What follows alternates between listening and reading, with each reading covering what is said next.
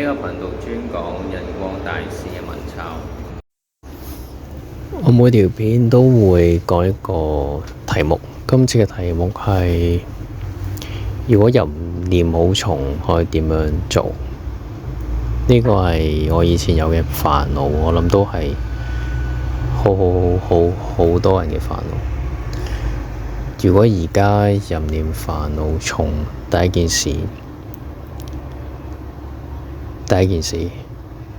唔好留喺屋企。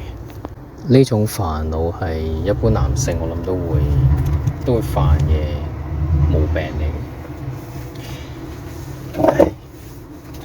但係又咁樣諗，如果我哋冇呢個煩惱，男性另一個煩惱就係意氣用事、固執、剛強。如果可以戒埋呢一個固執、剛強、意氣用事，咁會有幾好？好，咁講返點樣戒呢個淫慾煩惱。我啱啱做咗個筆記，唔知有咗邊度。講時講，如果你亦都有呢種煩惱咧，不妨喺下邊我留低咗個電郵，你可以發個電郵畀我，咁我知道有人真係睇過，同埋認真聽我講嘢。我覺得要喺呢啲影片上面揾到願意聽自己講嘢嘅觀眾都唔係件容易嘅事。所以如果你而家聽緊，認真聽緊，咁你喺電郵嗰度發個訊息畀我。好，佛法裏頭有一個法門係好犀利，叫做不淨觀，可以治淫慾。有一部書叫做《安氏全書》，係印光大師所推薦。呢部《安氏全書》有專門講不淨觀，佢搜羅咗古今好多事蹟，去證明淫念係點樣有害，戒淫係點樣有益。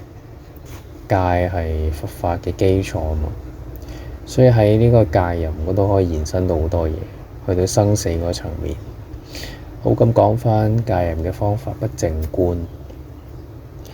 如果你手頭上冇呢部《安氏全書》，又或者你手頭上有呢部《安氏全書》，但係唔係好容易讀，或者你嘅文言文啊，學校嘅時候唔係咁認真讀，又或者你唔鍾意讀呢部《安氏全書》，由於係文言文寫，所以可能有少少難度。咁啊，你可以睇一啲更加顯淺啲嘅。我手頭上有一本書叫做《校淫過步錄》，都好耐之前嘅人編嘅。個編者係香港人嚟嘅。我諗台灣嗰個淨空法師嗰個出版社咧，仲有呢部書。好，